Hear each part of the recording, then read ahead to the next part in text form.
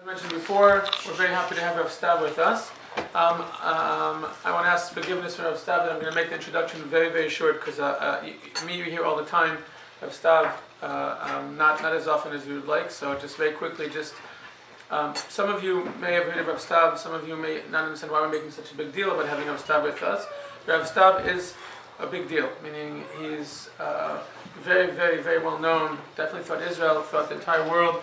There are very few people who could say that during their lifetime they can see how they're shaping the Jewish world and making an actual impact, a positive impact on changing the Jewish world. And Rav Stav is one of those few people in our generation. It's one of the things that Rav Stav will talk about a little bit about the organization that he's involved in, which is called Tzohar, which is literally responsible for one of the most significant changes in Israel in the last 20 years, and that's an organization that Rav Stav started and has headed ever since. Besides that, Rav Stav is the chief rabbi of Shoham, one of the city in Israel, involved with many, many, many other initiatives that would take us a very long time to go through Rav Stav's entire resume. But better than that, just Rav Stav, I want to thank you for coming, and we look forward to hearing from you. Thank you. Shalom, good morning to everybody. I would like to share with you a very unique story that we experienced 10 days ago. Who was the last one to celebrate his bar mitzvah? Who is the youngest boy here? You. Okay, what's your name? Avery. Avery Hoffer. Ivry? Avery. Ivry, okay. Ish Ivry. Okay, Ivry. So it's a wonderful name to start with the expression in Hebrew that relates to someone that is celebrating a bar mitzvah. La'alot la Torah. Do you know that expression? La'alot la Torah?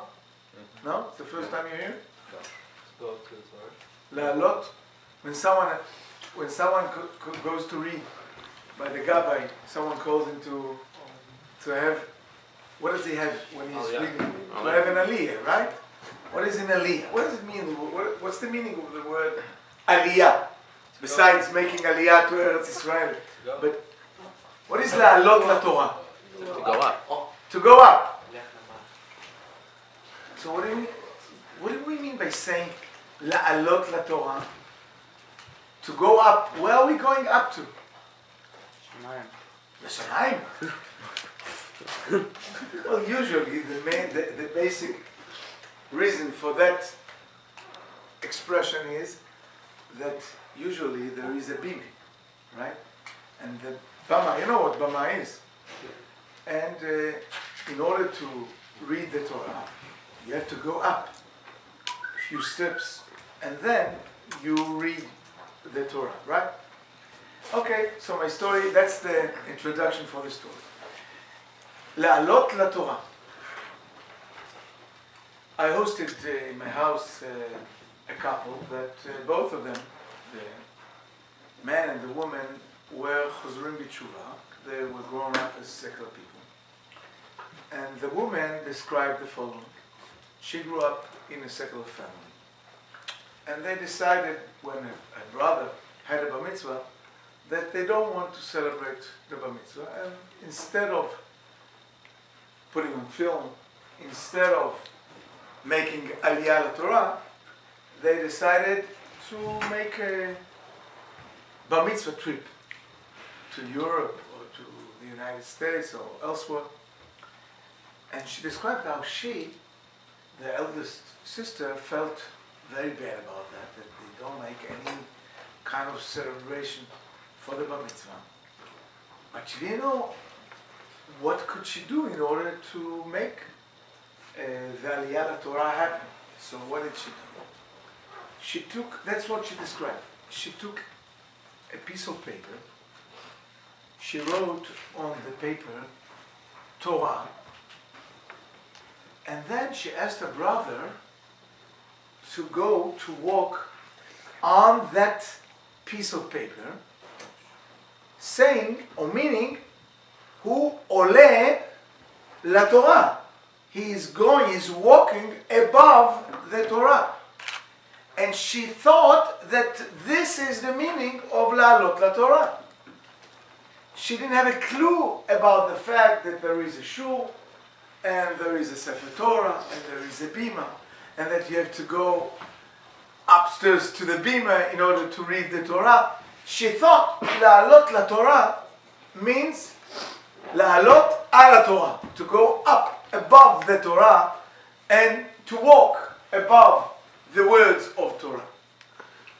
Now, why do I share with you that anecdote, which sounds so stupid? I mean, how could a girl think that this is the meaning of La'alot LaTorah? It's a question of ignorance, no question, no doubt about that. The question is, how come people that live in a Jewish country, in our beloved Jewish country, how come people are so ignorant? How come people don't have a clue about what does it mean to celebrate a Jewish traditional bar mitzvah? And this is only one example. I could share with you tens, if not hundreds of examples that show the same idea, that people that grew up among Jewish society, among Jewish environment, but still don't have a clue about Jewish ideas, Jewish heritage. I'm not talking about being committed to Jewish halacha, but at least to be aware of the existence of the Jewish heritage. One of the answers that we have given to that in Zohar 20 years ago was the following. We realized that Jews have a very, very special character. And since Ma'amad al-Sinai, that we have just celebrated a few days ago, and since Ma'amad al-Sinai, that what is written there, Kafa lehem har kegigit, Hashem coerced them to accept upon themselves Torah and Mitzvot. Since then, we have to use another method in order to engage people to Yiddishkeit. As the Gemara says, despite the fact that Hashem coerced them, it didn't help too much. 40 days later, they started to worship the idols of Egel HaZahav. And hundreds of years later, in Eretz Israel, as it's described in all of the prophets, most of the Jews, or at least many of them, the Ramban says in next week's parasha, that most of them started to worship idols. And most of them thought that the time of the Torah is over, is gone. And there is no need for Torah, and it's not relevant anymore, and there is no reason to continue to preserve the Jewish nation. And then only in the time of Achashverosh, when we celebrated Purim, Hadur kiblua b'mei Achashverosh. Only in the time of Achashverosh, people realized that there is something in the Torah that is relevant for them, and they want to be engaged to that. Our idea was that you cannot coerce people to be Jewish. And if you coerce them, they are stubborn, and they will react exactly the opposite. If you want to engage people, you have to talk to them. You cannot force them. You know that in Hebrew, there are two ways of describing a leader. You know, there is one word, manhig. Nahag, like a driver, manhig. Manhig is someone, the Mishnah in Masechet Bava Metzia describes how is someone leads, how does he conduct, how does he lead the donkey? He uses a stick and he rides on the donkey, and from time to time, if he stops, he tries to move it, to push it. That's one word in Hebrew for manhig. And there is a second word for manhig in Hebrew. I guess many of you are not aware of that word. But let me share that word with you. Dabar. Dabar, did you ever hear this word? Dabar, the Gemara says, Dabar echad lador, ואין שני דברים לדור. What does it mean, dabar? Dabar comes from the word, which word? Iber. Diber, ledaber, to talk. So there are two ways to lead people. There is one way to use stick, to coerce, to use the law, to punish. By the way, these are the two ways that rabbis, teachers use when they want to lead students. They could punish them if someone comes late. They could punish them with the marks. They could punish them with different types of punishments, but they could talk to them. And I guess this is the main difference between what was expected from Moshe when he redeemed the Jews from Egypt, where in the beginning he hit the rock and then the water came out of the rock, and 38 years later he was asked to talk to the rock and not to hit the rock, and he wondered, why? What's wrong with the fact that I hit the rock? I mean, 30 years earlier I've done the same thing and nobody complained and nobody said that Hashem didn't say I was wrong. And then 38 years later when I hit the rock, Hashem says and blames me and accuses me for making Chilul Hashem. Yan asher lo ha'emantem bi le'akdisheni. You won't be the ones to lead the people to Eretz Yisrael. What's the difference? Why 38 years earlier it was legitimate and now it's not legitimate? And the answer is very simple. When someone is born, when someone grew up as a slave and he doesn't understand words, he understands only power, then it's legitimate to hit. But there will be a time, there will come a time when you will have to talk to the people. You cannot force them. You have to talk to them. A few days ago, I got a phone call, and we get such phone calls in Zohar every day because we became actually the address, the rabbinic address for all these type of questions. An Israeli student went to Oklahoma to study there, and he met a non-Jewish girl, and she doesn't want to convert, and she insists. She put in front of a friend two options. Either you get married with me and you accept me as I am, or let's stop. And he wanted to decide to get married to her. But he said before he makes this final conclusion, he wants to consult with his parents. So he flew back to Israel, he met with his parents. They were very much upset about that decision, although they were completely secular. But they were upset about that, and they asked him, maybe you go to one of the leaders of Zohar in order to meet with him. We'll see what could he talk to. So he came over to my office last Thursday, and we started to schmooze, we started to talk about the fact. And I said to him, look, the truth is, and that's how I started. The truth is that I understand you. I mean, you have no connection to Yiddishkeit. You don't observe nothing. You don't know what Shabbos, you don't know what Kashrus, you don't know nothing. And you don't feel connected to your Jewish identity. So why would you care if your kids will not be Jewish, or if you will not be considered as Jewish anymore? And I said it, I spoke almost 10 minutes just describing how I understand him and how I really think that he has no connection to the Jewish people, to the Jewish nation. And therefore, they meant to understand what he's going to do. It took him several minutes to understand that actually what I'm saying to him, what I'm telling him, is that he is cutting the last thread, the last potential connection between himself and the Jewish people.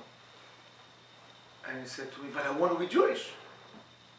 It's true, I don't observe nothing, but I want to be Jewish.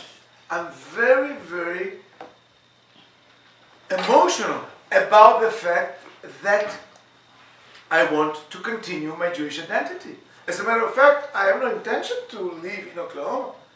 I went to Oklahoma just because I'm a patriot and Zionist, and I want to learn over there in the university something that it's difficult to study in Israel, and I want to take all my knowledge back to Israel and to come and to live in Israel.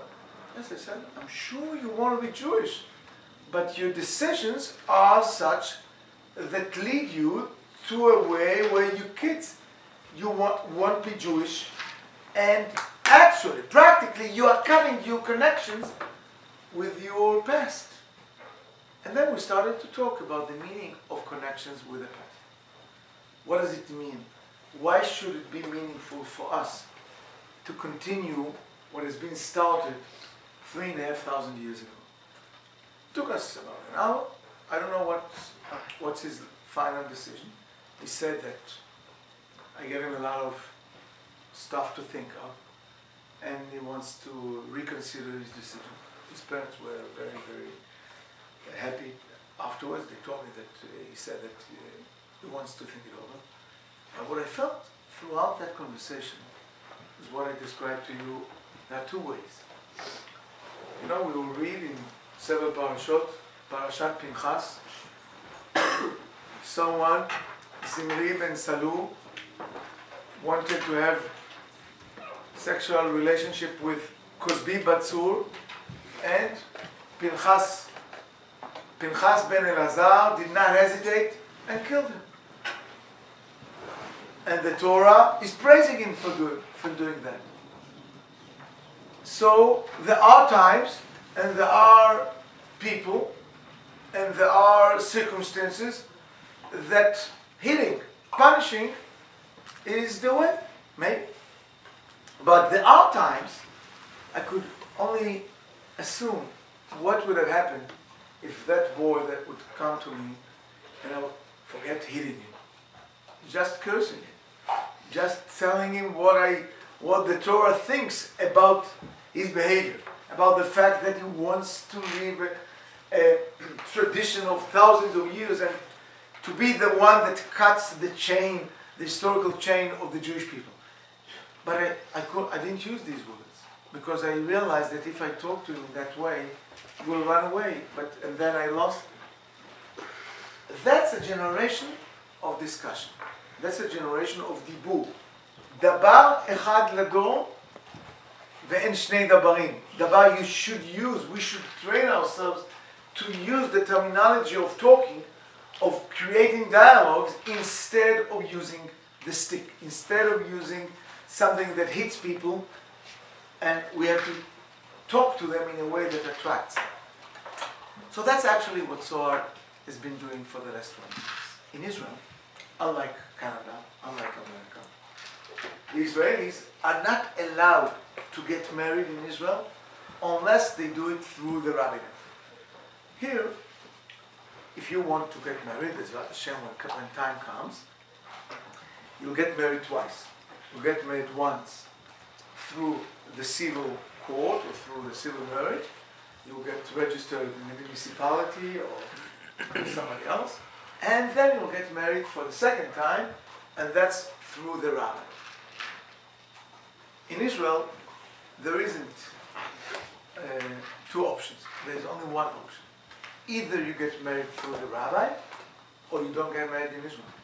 Because if you're Jewish, you have no other way but to get married through the rabbis. Now, for the observant people, it's not a problem, because we don't have any intention to get married in a different way. But for the vast majority of the people that are not observant, it seems to them a kind of religious coercion. Someone imposes them to get married in a way with people that they don't want to be with them in that very, very intimate moment, very emotional moment in their lives.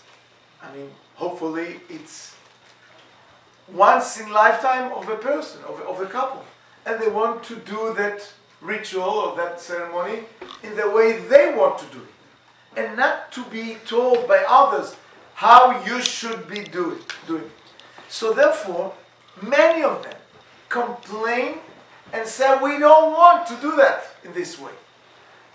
Now, once they protest through that system, so they fly to Cyprus, they fly to Paris, they fly to New York, many of them, in order to get married there.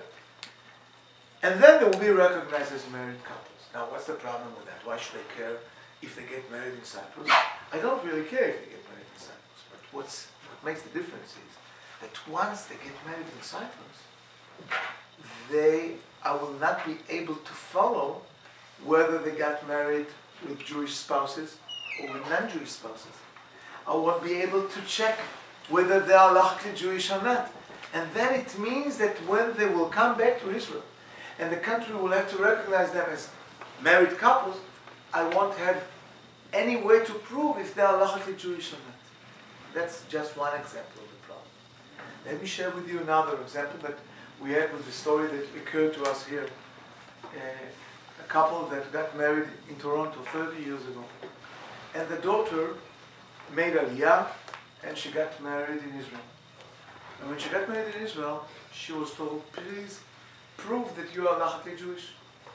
She's not true. And she brought a ksuba from her parents that got married here in Toronto. But unfortunately, in the ktubot that were signed in those times in Toronto, maybe today also, we couldn't see who was the rabbi that was performing the wedding. So we don't know who was writing this ktubah, who was signing this ktubah. So when this couple came to the rabbinate, they were told, please prove us that you are Jewish, because we cannot accept that ktubah because we don't know who is the one that signed this ktubah. Who is the one? Maybe it's a Reform rabbi, a conservative, maybe a Christian one. We don't know how to refer to this ktubah. They arrived to our offices and so on. We ended up finding that the rabbi that was performing that wedding was not less than Rav Gedalia Felder, that used to be the Av Beis Din here in Toronto 30 years ago. And even he was one of the 80 of that ktubah. But nobody in Israel knew who is the name Gedalia ben Samon, ben Tzvi, Gedalia ben Tzvi. He didn't write Felder. I guess if we would add the word Felder, we would have known who he is. But nobody knew who he was. Now, when it ends up with such a happy story, such a happy end, it's no problem. But we have Baruch Hashem in Israel, more than 1.1 million immigrants that made Aliyah from Russia. And none of them has Ktubah, because they were living under the communist Soviet regime, where there was no rabbis there, because rabbi could not work in Russia in those times. I'm referring to the time between 1917 and 1980, 1990, there was no Jewish life there. So all of the parents got married civilly, and we have no idea if they were Jewish or not. Now the kids come over to Israel and they say, we are Jewish, and then we ask them, please show us your ktubah, and they don't have any ktubah. So how will they be able to prove that they are halachically Jewish? Again, the rabbinate was stuck, they didn't know what to do with them. And we opened a whole department called Shorashim, roots. That its whole goal is to find out the stories of these families, to find out the roots of these immigrants. And let me share with you one anecdote, one story. I could share with you the many hundreds of stories, but this story is very, very unique. There was a girl that came from Russia, and she said, I'm Jewish. How do you know that you're Jewish? What do you mean, how do I know? I know. My parents are Jewish. My grandparents are Jewish. My grandma even speaks Yiddish. Okay, where's your grandma? My grandma, she lives there in Moldavia, somewhere in a village. So, what could we do? We sent a rabbi, a Russian speaker rabbi, a Yiddish speaker rabbi, a Russian speaker, that flight to that village in Moldavia to talk to that woman. She was very old, and he started to talk to her Russian, she understood, and then he asked her. And the camera, he took a video camera with him, recording the discussion. And he asks her, do you speak Yiddish? She says yes, and she started to talk to him in Yiddish. And then he asks her, it's not enough, because there were Goyim that spoke Yiddish also. So he asks her, do you know to read Yiddish? She says yes, of course. Do you have a Yiddish book in your bookshelves? So she goes to one of the bookshelves, and she takes out a book written by a very famous Jewish author named Yud Lamed Peretz. For most of you, this name doesn't mean nothing, but let me explain. Yud Lamed Peretz was the biggest anti-religious author ever existed in Jewish history. He was hating Jewish halacha. He wrote so much against Jewish tradition, which you can't imagine. That's the only book that she had in her bookshelf. So she took out that book and she started to read from Yud Lamed Peretz. And he recorded that event that she's reading. She's reciting statements from that book. And he brought it to the Beis Din in Israel. And the Beis Din in Israel accepted this as an evidence that she is Jewish. Now, do you feel with me the irony that Jewish identity, halachic Jewish identity of an Israeli girl was based on the fact that she knew how to read one of the books of the biggest anti-halachic author that ever existed in Jewish history. The headlines, by the way, this grandma passed away 5 days later, and actually by testifying in front of this rabbi. This was actually the last thing that she has done in order to help her grandchildren to prove that they are halachically Jewish. And this got a headline in one of the Israeli newspapers, Yediot Ahronoth, Savta operation, the last operation that this grandma has done for her kids. And we could share with you hundreds, if not thousands of stories like this, how by doing this, actually by embracing these people, not punishing them, not being arrogant to them, but trying to help each one of them in the place where he is, in order to be mekarev him to Jewish identity, to his Jewish identity, to the Jewish society. How by doing that, actually, thousands of couples and thousands of youngsters feel close more and more to us, feel close more and more to the Jewish people, to the Jewish society, and to the Jewish heritage, which is so important for us.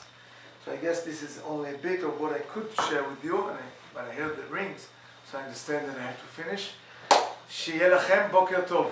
Yeah, maybe if you could take one or two. One or two anyone has questions? any- if I'm anyone not has- in a hurry, I could continue for hours, but I'm not sure that you students are... Of course they can. If anyone Okay, if someone wants to ask something? any I'm questions, here. yeah, just by a show of someone. Yes. Anyone has a question? What's your name? Me? Yes? Orel. Orel Dudon. Oren? Orel. Oren, okay.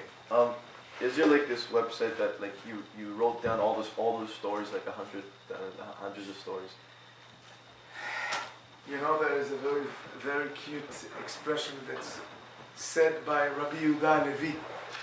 Matzata mekom cherpati, which means, no, you could read in the websites, you could read tens of the stories, not all of them, Oh. but you could read many of the stories.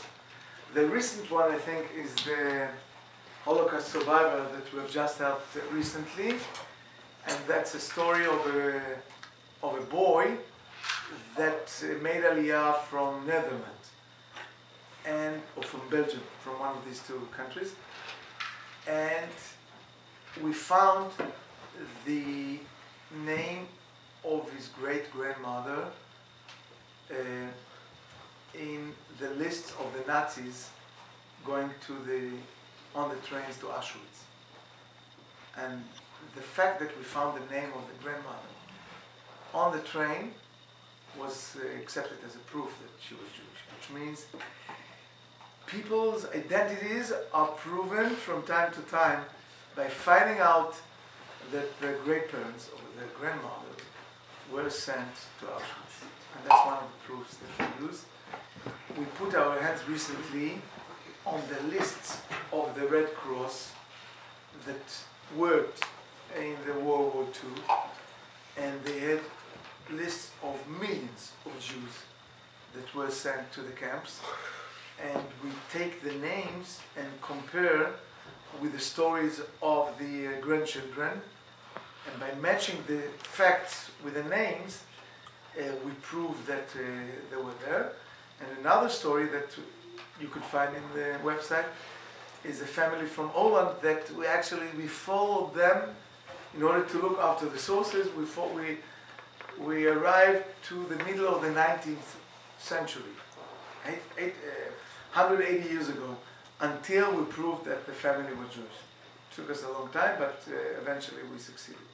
So it's a very, very, Very dedicated. very dedicated, very unique, and very precise work. That's one department. The main department is the department that deals with marriages, and the stories that we have there are unbelievable. Thousands of couples, actually, we marry every year. More than 5,000 couples that get married through us. As Rav Spitz said, I think that, to dream something as a young person, and I think that's the message that I want to deliver, to convey to you.